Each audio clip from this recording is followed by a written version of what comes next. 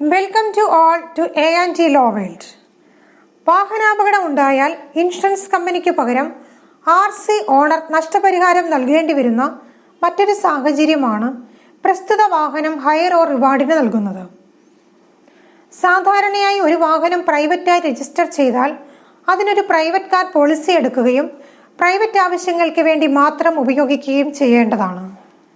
എന്നാൽ പല വാഹന ഉടമകളും വാഹനം പ്രൈവറ്റായി രജിസ്റ്റർ ചെയ്ത് പ്രൈവറ്റ് കാർ പോളിസി എടുത്തതിന് ശേഷം മറ്റുള്ളവരുടെ വിവാഹ ആവശ്യങ്ങൾക്കുൾപ്പെടെ വാടകയ്ക്ക് വാഹനം വിട്ടു നൽകുകയോ പ്രതിഫലം വാങ്ങി ഓട്ടം പോവുകയോ ചെയ്യാറുണ്ട്.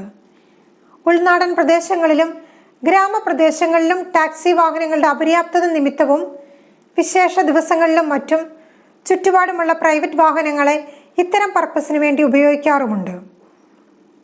പ്രൈവറ്റ് വാഹനങ്ങൾ ഇത്തരം പർപ്പസിന് വേണ്ടി ഉപയോഗിക്കുന്നത്